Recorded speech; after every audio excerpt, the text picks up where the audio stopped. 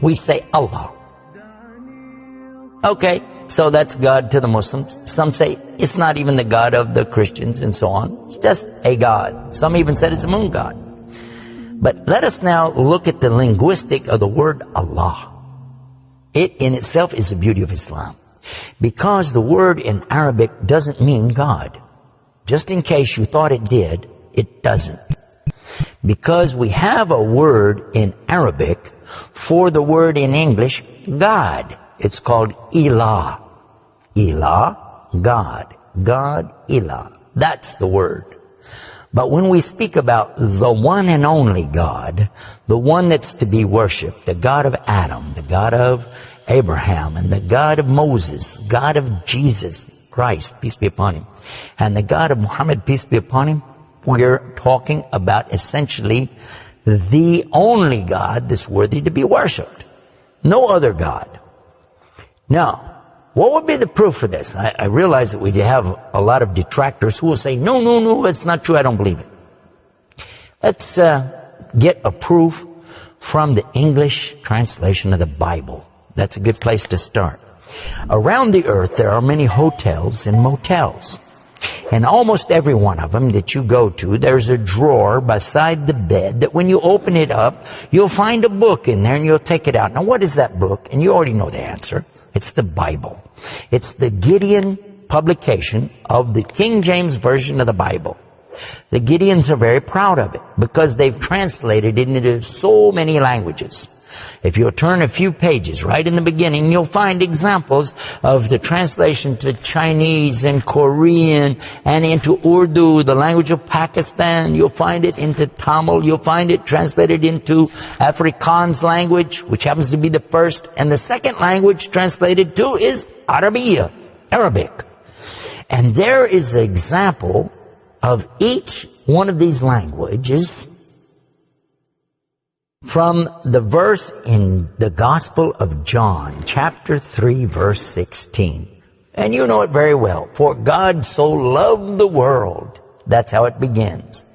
And if you look in the Arabic language, the example that they gave in that Bible, it says Allah. Allah. That's what it says. For Allah so loved the world. So if it's not the same God, then why? All over the entire earth, everywhere I go, I find this exact same word being used in the Bible of the Christians. Now you might say, what about the Old Testament?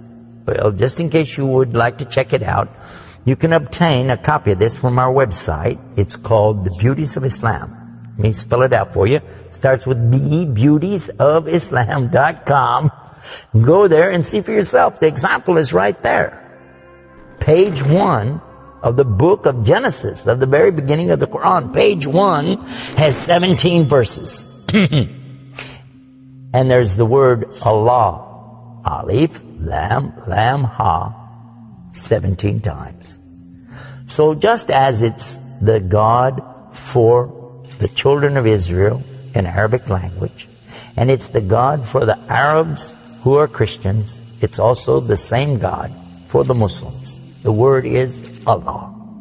Why Allah? Why is it important to have this particular word, and why don't we have it in English? Now, I want to come to the etymology of the word. It comes from the word Ilah, and Ilah means God. But God is defined as what? Anything that's worshipped, whether it be something you can see or you don't see.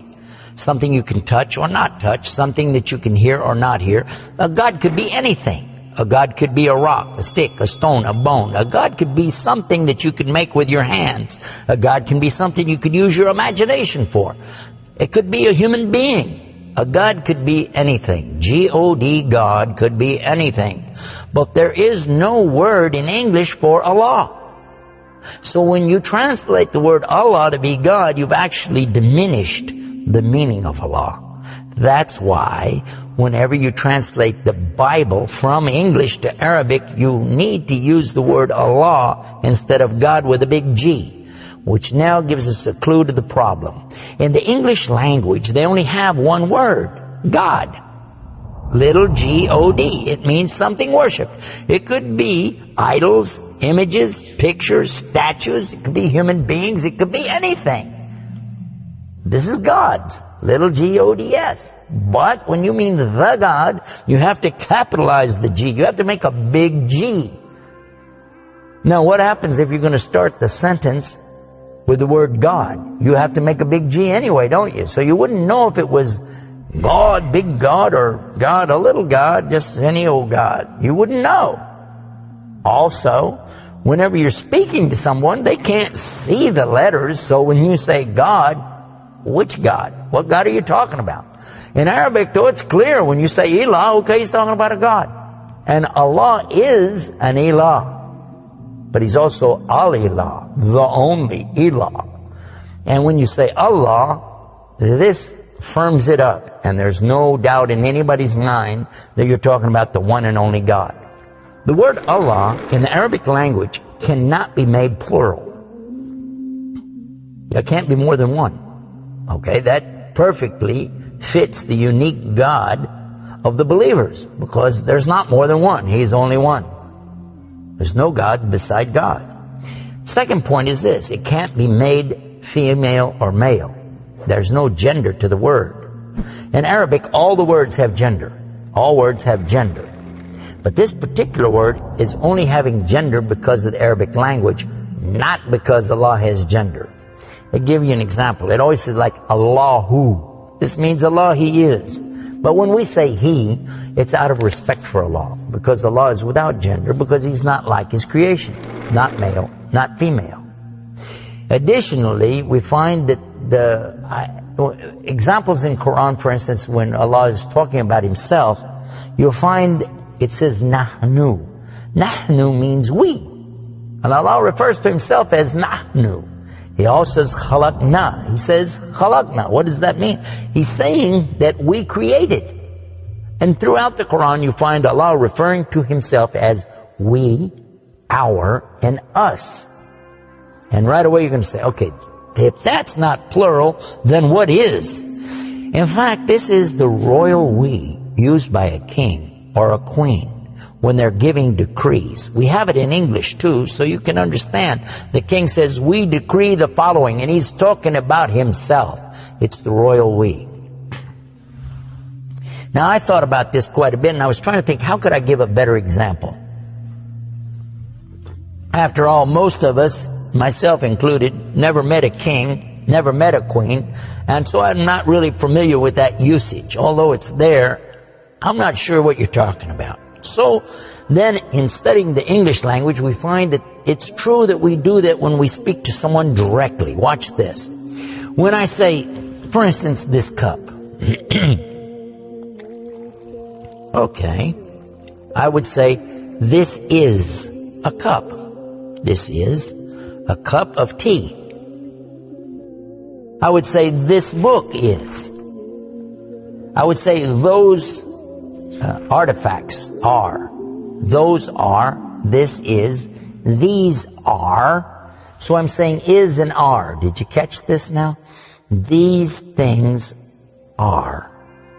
This is. Now when I speak to a human being, how do I do this? Well, I will say, you guys.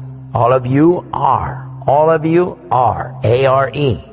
But when I speak to somebody directly, do I say you is or you are? I will say you are. Why? Simply because this is the respect, honor, and dignity that I'm giving. There's no plural there. When I say to you, you are my friend. You are a lovely person. But why am I saying are? Why aren't I saying is? You is my friend. You is a lovely person. You'll say, man, this guy doesn't know English language. And in fact, that's how we can understand this usage of we and our when Allah is talking about Himself. This is the same as when I say I. I don't say I is, I say I am. And again, it's to show the, not plural, but rather the specific nobility, dignity, and honor that you give to the one who's speaking about himself and to the one he's speaking to.